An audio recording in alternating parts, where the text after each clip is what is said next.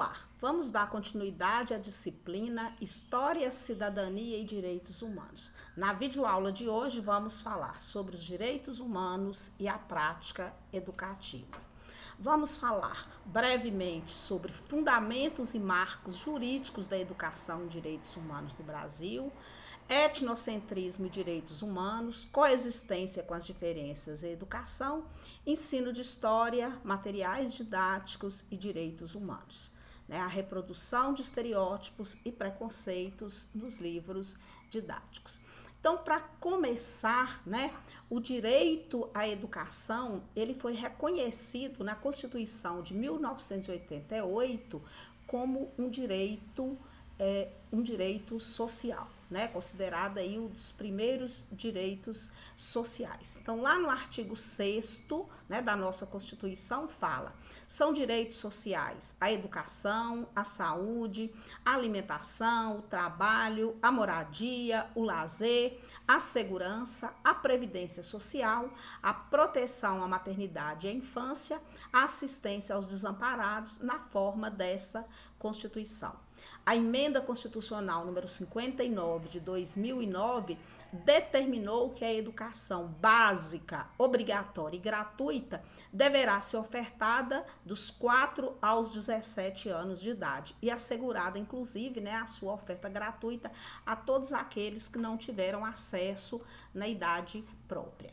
Mas quando falamos da educação, de acordo com a nossa Constituição, a educação ela não é responsabilidade apenas do poder público, ela é também responsabilidade da família e da sociedade.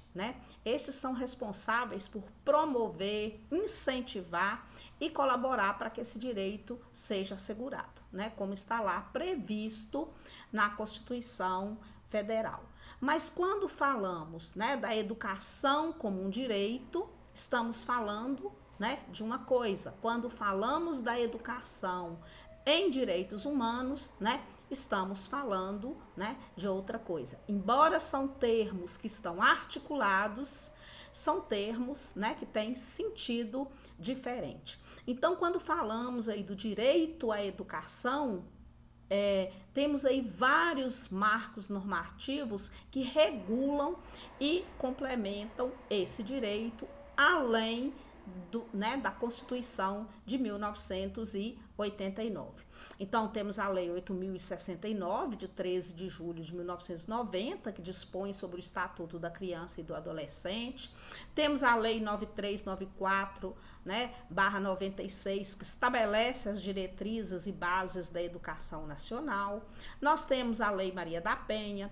Nós temos aí as diretrizes curriculares nacionais para a educação básica, destacando aí entre essas diretrizes as diretrizes para a educação das relações étnico-raciais e para o ensino de história e cultura afro-brasileira e africana.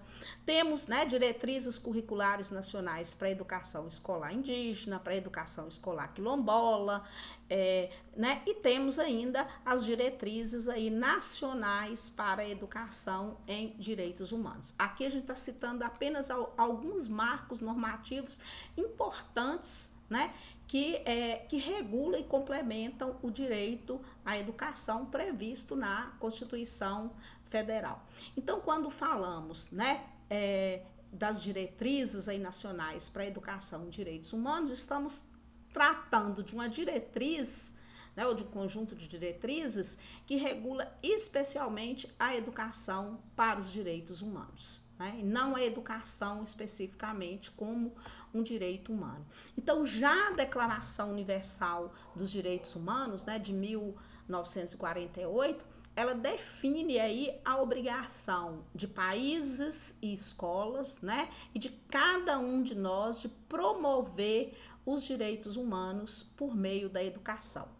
A partir daí, vários documentos normativos de ordem internacional e de ordem nacional foram elaborados buscando promover os direitos humanos por meio da educação. Então, nós temos aí, né, o Programa Mundial em Educação e Direitos Humanos de 2004. Então, como já sabemos aí, né, o século XXI, o final do século XX, o início do século XXI, ele foi bastante profícuo, né, na elaboração de marcos normativos para os direitos humanos. Nós temos aí no Brasil, né, o Plano Nacional de Educação e Direitos Humanos, 2003, né, e 2006, e temos aí, né, as diretrizes nacionais para a educação em direitos humanos de 2012. Então, a Declaração Universal dos Direitos Humanos, ela afirma que a instrução, né, como era denominada a educação, ela deverá ser orientada para promover o pleno desenvolvimento da personalidade humana e o fortalecimento do respeito pelos direitos do homem e pelas liberdades fundamentais, né? Esse documento aí, né, que depois vem sendo ratificado e que serve de base para vários outros documentos, não ratificado, mas que vai servir de base, né, para vários outros documentos. Ele,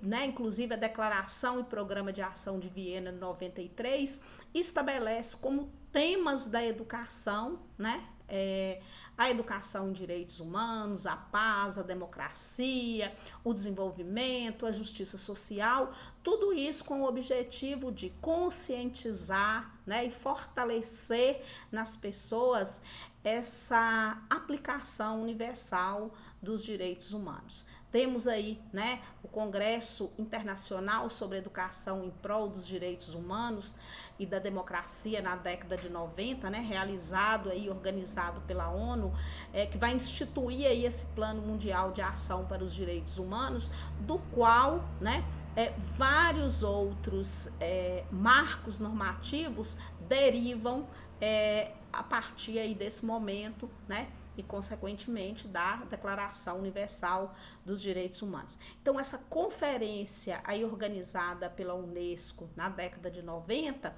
ela foi um marco muito importante para a educação, né? E, em especial, para a educação dos direitos humanos, porque ela contou não somente com os estados, né? Mas também com organizações da sociedade civil.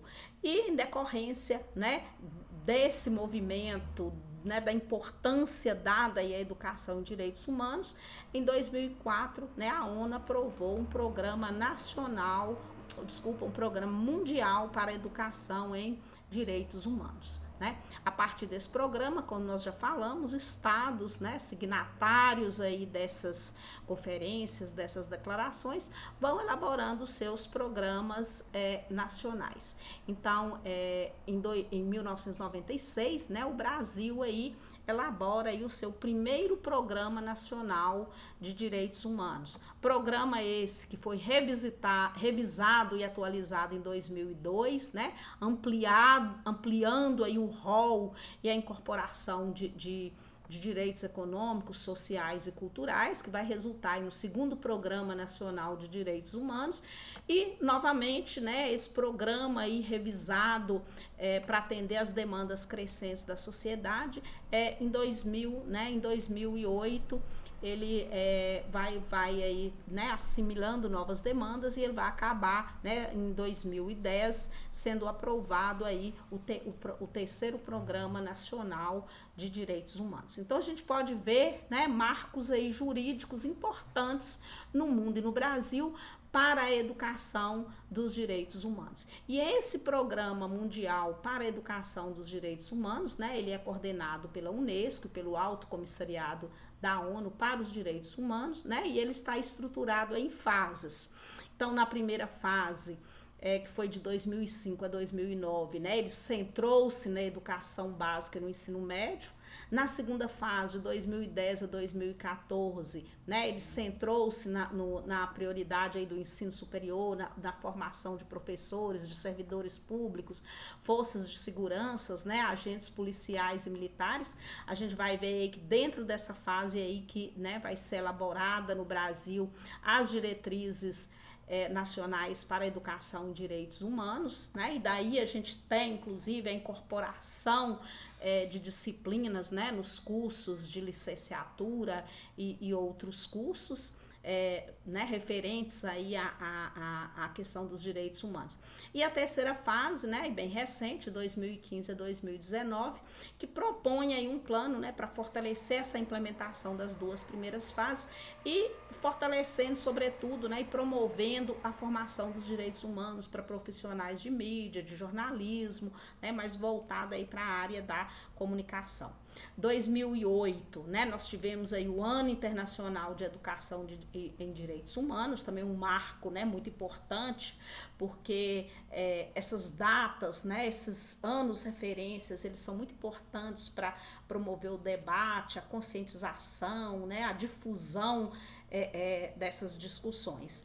E novembro de 2011, né, nós temos aí a aprovação da resolução 66/137, que vai dar origem à Declaração das Nações Unidas, né, sobre a educação e formação em direitos humanos, né, e que reconhece aí o direito de todas as pessoas de saber, de procurar informação, de receber informação sobre os direitos humanos e liberdades, né, como a gente já viu aí em outro momento, no Brasil, né, de acordo com uma pesquisa realizada em 2021, ainda, né, é pequeno o número de pessoas que diz ter um conhecimento mais profundos e informações sobre os direitos humanos e sobre as liberdades fundamentais. Então, a maioria, né, da população, de acordo com essa pesquisa, ainda, né, quase não conhece ou conhece muito pouco sobre a temática.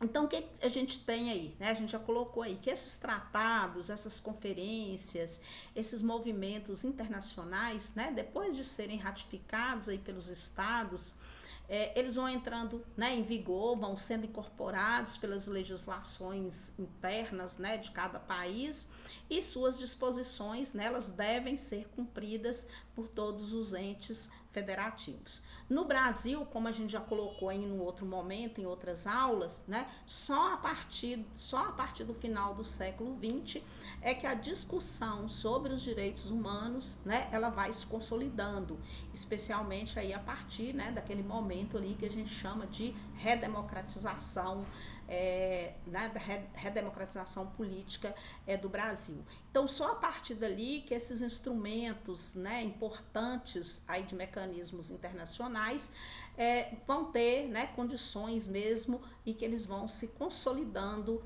no Brasil. Né? O Brasil, ele faz parte aí do sistema interamericano, do sistema das Nações Unidas, né, de proteção e promoção aos direitos humanos.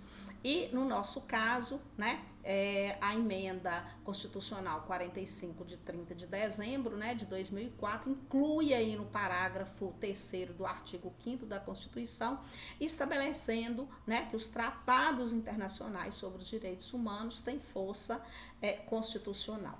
Né? E aí a gente tem, né, as diretrizes para os planos nacionais de ação, que são aí determinadas, né, orientadas a partir das diretrizes internacionais, né, do Alto Comissariado aí para os Direitos da ONU, que estabelece aí as diretrizes para os planos nacionais, né, de educação e direitos humanos, e que convoca aí os estados a elaborarem, né, os seus planos nacionais. Então, entre essas diretrizes, né, aprovadas e elaboradas, estava aí a criação dos comitês de educação e direitos humanos, né, como a gente já viu aí um pouco também sobre os organismos internacionais, né, e sua participação e sua ação na promoção dos direitos humanos. Então, a gente já falou aí também, né, sobre os planos nacionais de educação e direitos humanos, né, a gente, né, esses planos eles são elaborados exatamente, né, a partir dessas diretrizes internacionais, né, tendo como base o Programa Mundial da Educação e Direitos Humanos, e esse plano, né, ele vai ser esse programa nacional, né, de educação, esse Plano Nacional de Educação e Direitos Humanos, né, ele vai ser concluído em 2006, e ele visa aí, sobretudo, né, difundir a cultura de direitos humanos no país. E aí, como a gente já colocou, né, ele está aí apoiado em 5 eixos: a educação básica, desde a educação infantil até o ensino médio, né, incluindo todas as suas modalidades, né, educação indígena, quilombola, EJA, né, profissional e etc. Educação superior, né? A educação não formal, os vários espaços aí, né, de educação não formal, a educação dos profissionais dos sistemas de justiça, de segurança, educação e, né, por fim, aí a gente viu aí um eixo voltado para a questão da mídia e das comunicações.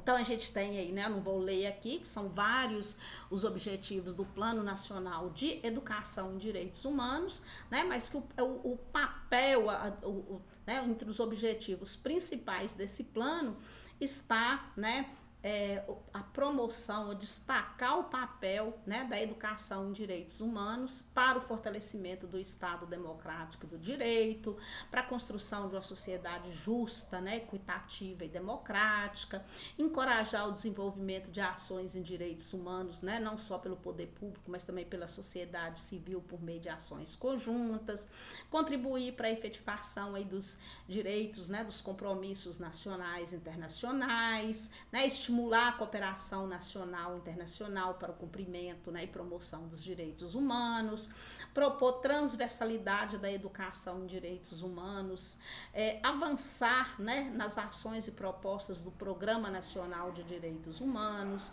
orientar políticas educacionais direcionadas para a constituição de uma cultura dos direitos humanos, né, incentivar e fortalecer instituições e organizações nacionais voltadas para a educação dos direitos humanos, né? Então são várias ações aí, todas voltadas para a promoção dos direitos humanos.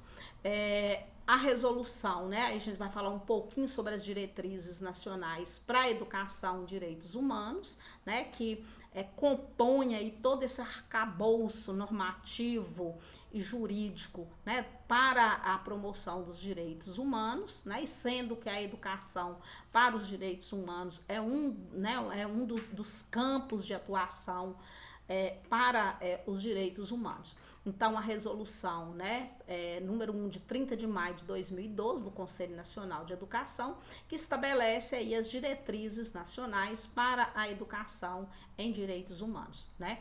É mais um dos importantes atos normativos do Estado brasileiro, né? De acordo com o relatório do parecer, né, do Conselho Nacional de Educação, as diretrizes, né, para a educação básica, o direito da educação ele é concebido como um direito inalienável de todos os cidadãos e é uma condição primeira para o exercício pleno dos direitos humanos.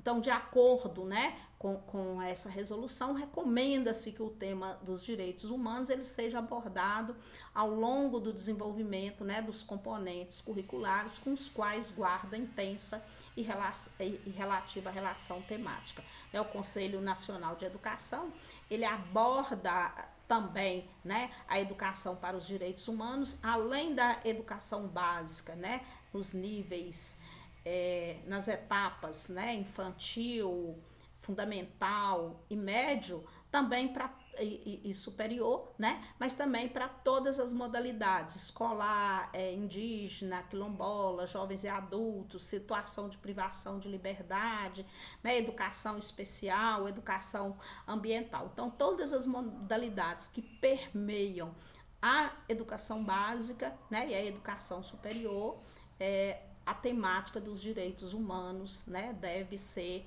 tratada. Então, o que se propõe, né, é uma cultura dos direitos humanos no ambiente educacional. No entanto, né, a gente sabe que apesar da quantidade de atos normativos, né, da legislação que temos bastante avançada e bastante farta, né, essa implementação dessa cultura dos direitos humanos no ambiente educacional, ela enfrenta muitos desafios, né, muitos obstáculos que precisam ser superados aí, né? Que não é uma questão tão fácil. E aí, quando falamos, né, na educação em direitos humanos, que é o que as diretrizes nos propõem, nós estamos falando de um conceito muito amplo, né? Não há um conceito único para falar o que é educação em direitos humanos, né? É um conceito como praticamente todos os conceitos, todos os termos que utilizamos, né? Pode significar muitas coisas. Mas o que a gente pode falar aqui sobre a educação em direitos humanos? Que ela é parte da educação em geral, né? Mas ela não é uma tarefa ou uma atividade vinculada a ela. Como nós vimos aí, né, o Plano Nacional de Educação, ela prevê vários espaços para fomentar a educação em direitos humanos. Ela não está restrita à educação formal ou não está restrita à escola, né? Inclusive, vimos aí o papel da mídia, né, e das comunicações para fortalecer essa, né, como proposta de fortalecimento para a educação em direitos humanos.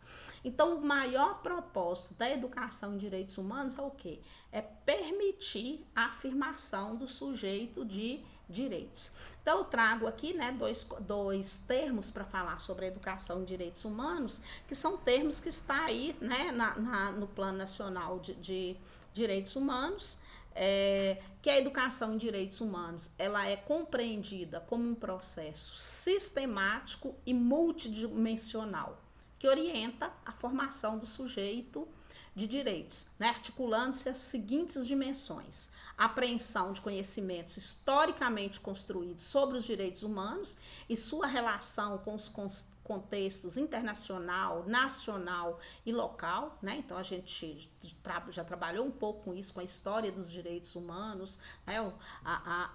Os atos normativos, os organismos internacionais e nacionais, né, que tratam aí da temática dos direitos humanos. A afirmação de valores, atitudes e práticas sociais que expressem a cultura dos direitos humanos em todos os espaços da sociedade. Então, a gente vai ver que não está restrito à educação formal ou à escola, né? Ela extrapola e ela inclui aí todos os espaços da sociedade. A formação de uma consciência cidadã, capaz de se fazer presente em níveis cognitivo, social, cultural e político. Desenvolvimento de processos metodológicos participativos e de construção coletiva, utilizando de linguagens, né, e materiais didáticos contextualizados. E o fortalecimento de práticas individuais e sociais que gerem ações e instrumentos em favor da promoção e da proteção, da defesa dos direitos humanos, bem como da reparação das violações, né, que ocorra. Então, a educação em direitos humanos, ela é uma educação que ela estimula os atores sociais, né, a refletirem sobre as suas próprias condições de vida, sobre os processos históricos que estão inseridos, né, o papel que desempenham na sociedade, visando o quê? Ampliar a capacidade das pessoas na identificação da violação dos direitos humanos e exigir, né, sua apuração e sua reparação. Então, através da educação de direitos humanos, né, busca-se o empoderamento dos grupos sociais, né? E esse empoderamento ele exige conhecimento experimentado sobre os mecanismos e instrumentos de promoção e proteção, defesa e reparação dos direitos humanos. Então, como a gente pode ver aqui, né, a gente está trazendo aqui um conceito, um termo, e a gente pode perceber aí, né, a amplitude desse termo. Então, para se fazer educação em direitos humanos, né, é importante conhecer o que são processos formativos, né? Por quê? Porque a educação em direitos humanos ela é um processo sistemático e multidimensional, ou seja, ela ocorre em várias frentes, né? E ela só vai acontecer, ou ela só pode acontecer se levar em conta uma série de fatores, né, entre os quais o espaço da aprendizagem, como já falamos aqui bastante, né, não se limita a escola, à sala de aula, o saber histórico, a experiência acumulada, né, a possibilidade de fazer escolhas e tomar atitudes, o espaço para reflexão e ações críticas, né, tudo isso ao mesmo tempo de forma sistemática e multidimensional. né? A pensadora Letícia Elguin, ela propõe que para promover essa educação em direitos humanos, que se busque metodologias que estimulem a participação, que possibilitem a contradição, que abra janelas para o mundo, né? Tudo isso parece muito amplo, que procurem sistematicamente o desenvolvimento do pensamento, que fortaleça os vínculos, né, do participante com o grupo de pares, com a instituição, com a comunidade, com o país e o mundo, né? Metodologias totalizadoras, metodologias globalizadoras e metodologia realista. Então, o que a gente tem aí, né, quando a gente pensa na educação dos direitos humanos? Nós temos aí conteúdos referenciais para a educação em direitos humanos e nós temos que pensar os direitos humanos, né, dentro de uma visão de multidimensão, né, e de multicultural, né? Hoje a gente já vai aí a Vera Kandou, né, que é uma importante pensadora brasileira que também trabalha a questão dos direitos humanos na educação. Ela já traz aí muita discussão, né, de uma visão de interculturalidade, as diferentes culturas, né, se integrando aí. Então, né, Boaventura Santos, ele fala que uma política emancipatória de direitos humanos deve saber distinguir entre a luta pela igualdade e a luta pelo reconhecimento igualitário das diferenças, a fim de poder travar ambas as lutas eficazmente, né? Então, temos o direito a ser iguais quando a diferença nos inferioriza, mas temos o direito de ser diferentes quando a igualdade, né, nos descaracteriza. Então, esse é um pensamento, né, do Boaventura Santos, importante pensador português, né, muito utilizado e muito falado quando se pensa aí, né, nessa questão da multiculturalidade, né, das múltiplas dimensões para se pensar os direitos humanos. Então, né, para a gente falar um pouquinho aí sobre o etnocentrismo, os direitos humanos, né, e a coexistência com as diferenças e a educação, nós vamos aí recorrer rapidamente também ao Tomás, né, onde ele coloca aí a questão, né, a discussão da convivência com o outro, né, o outro como diferente, que provoca reações em determinados grupos sociais ou pessoas, né, que podem ir desde a alteridade de reconhecer o outro, né, até atos de preconceito, né, que são manifestados aí nas opiniões, na negação da existência do direito do outro. Então, para Tomás, né, a cultura, ela se refere a essa capacidade que os seres humanos têm de dar significado às suas ações. É o mundo que os rodeia. E ela é compartilhada pelos indivíduos de um mesmo grupo. Então, o estranhamento, né, diante de uma cultura diferente, ela faz parte da natureza dos grupos sociais, né? Ao longo da história, isso tem sido evidente, né? Uma vez que avaliamos os costumes dos outros a partir dos elementos, né, da nossa própria cultura. O que se coloca aí é como esse estranhamento, né, como que ele vai se dar, que vai desde atitudes de preconceito, né, até atitudes de negação ou até mesmo, né, de violação dos direitos do outro. Então, o etnocentrismo, né, que a gente não vai ficar aqui, não dá para a gente se ater muito aqui, né, ele consiste em julgar aquilo como certo ou errado, feio ou bonito, normal ou anormal, né, a partir dos seus próprios padrões culturais. Então, né, o etnocentrismo, ele pode constituir uma desqualificação, né, como na própria negação do outro, como a gente já colocou aqui. E uma das questões, né, uma das consequências mais graves é quando esse etnocentrismo, né, ele passa a servir de pretexto, né, para eliminação físico, moral ou cultural, como a gente já viu tanto aí na história da humanidade. E ele ainda traz aqui também um outro termo, né, que é o etnocídio, que é essa destruição, né, sistemática das diferentes culturas. E aí ele traz muita questão das culturas indígenas, né, porque quando a gente fala aqui do preconceito, do racismo, né, a gente se atém muito ao negro, né, mas a gente existe aí, né, isso vem já desde a ocupação da América, né, pelos europeus, que a gente tem aí, né, essa destruição sistemática das culturas indígenas, né, que é esse etnocídio, né, mediante a eliminação das suas manifestações culturais. Então, o que a gente tem aí, né? E a escola, ao longo da sua história, né, educação escolar, em muitos momentos, né, ela colaborou para essa imposição de uma cultura sobre a outra, né? Ou quando não colaborou, ela silenciou. Então, quando a gente fala aí, né, nessa questão da discussão sobre a pluralidade cultural, o respeito à diversidade, isso tem ampliado muito nos últimos tempos, né? Mas quando a gente vai pensar aí nos materiais didáticos, né, na reprodução de estereótipos, de preconceitos, isso não se manifesta, né, só pela presença de frases discriminadoras ou de imagens, né, discriminadoras. Isso se dá pela escolha das imagens, né, que imagem é utilizada, né, na ausência de representação de determinados grupos étnicos, né, e no silenciar de determinadas culturas.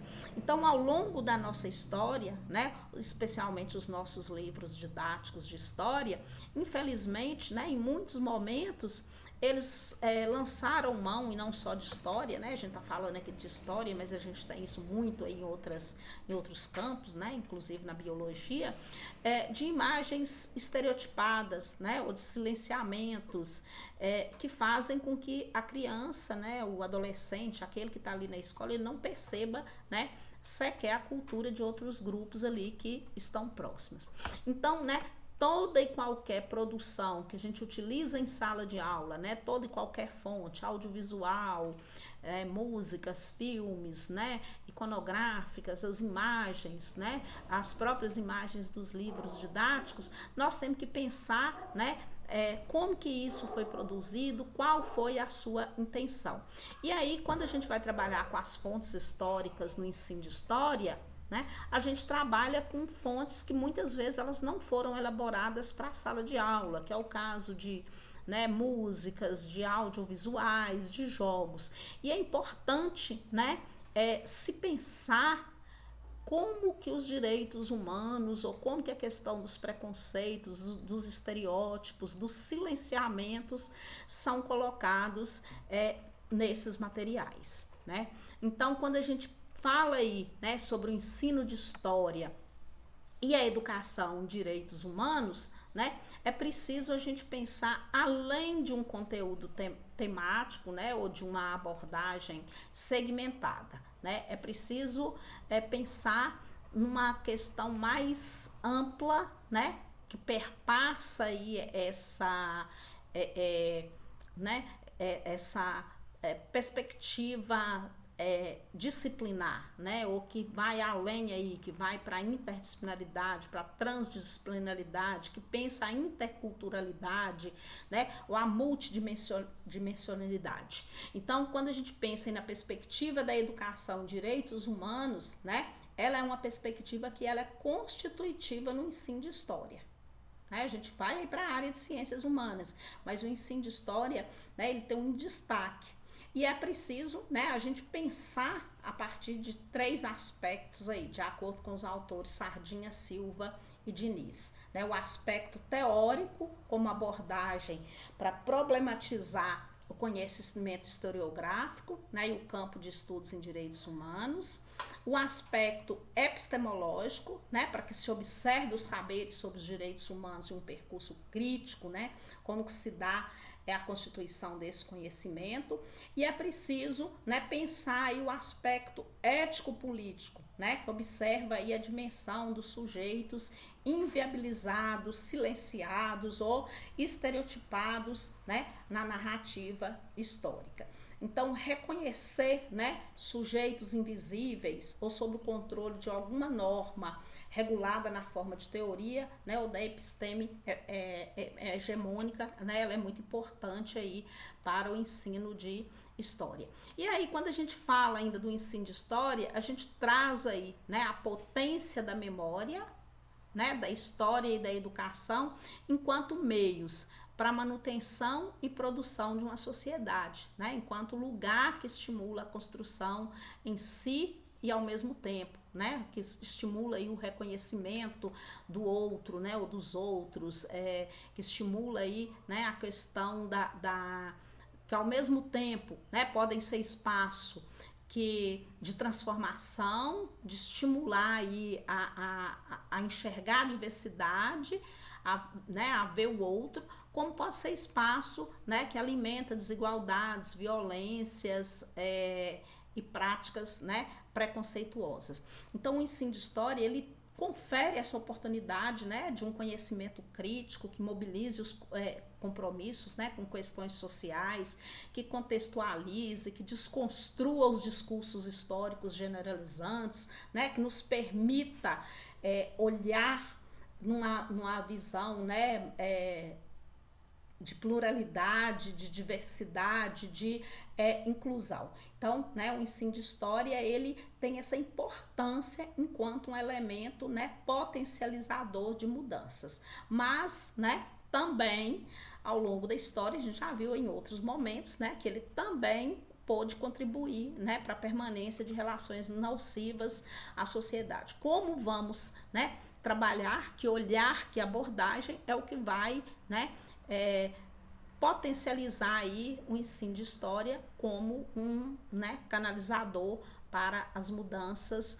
rumo à inclusão, à diversidade, ao respeito aos direitos humanos, né, à pluralidade de ideias. Então, o ensino de história, né, problematizado e problematizador dos direitos humanos, ele se materializa, ele se posiciona, né, reposiciona sujeitos, representações, representatividades, né, ele ressignifica aí os diferentes sentidos, né, dados à história da humanidade. E como a gente já sabe, né, o campo dos direitos humanos, ele é um campo complexo, diversificado, né, e ele é interdisciplinar.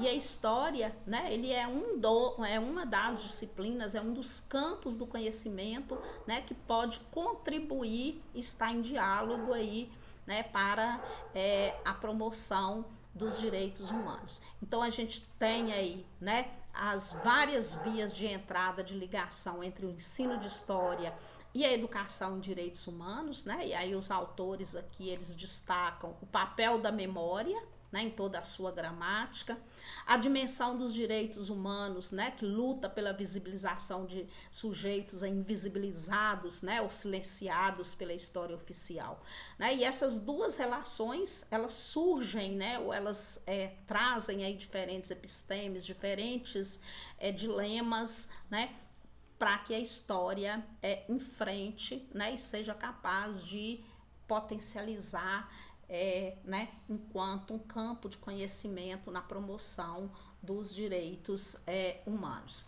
Então, né, a pedagogia da memória, ele é um dispositivo aí muito importante, né, exatamente porque se dispõe aí a falar de temas sensíveis na história, de passados traumáticos, né, e ele tem esse dever da memória e o direito à história, né, e fazem parte aí, a pedagogia da memória, né, faz parte aí das conquistas dos direitos humanos, né, e como a gente já colocou aqui, o ensino de história e a educação, né, na perspectiva dos direitos humanos, ele demanda essa revisão permanente aí dos estatutos, né, cognitivos da historiografia, e contribui com diretrizes e caminhos, né, para a renovação, que são o direito da memória, o direito a epistemes, né, que ambas são aí partes constitutivas do direito à cultura e ao modo de vida. Então a gente vai ver aí, né, os autores, eles trabalham muito e batem muito na importância da pedagogia da memória, né, do dever de memória e do direito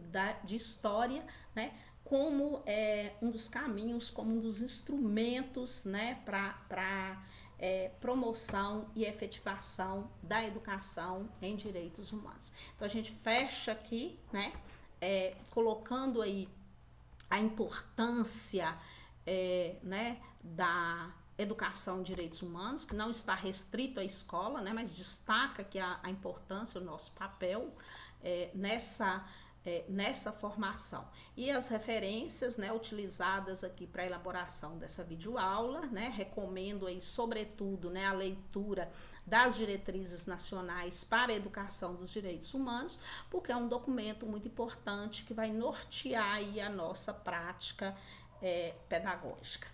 Então, né, boas leituras, né, e que a gente seja capaz aí, a partir do ensino de história, potencializar, promover a educação em direitos humanos.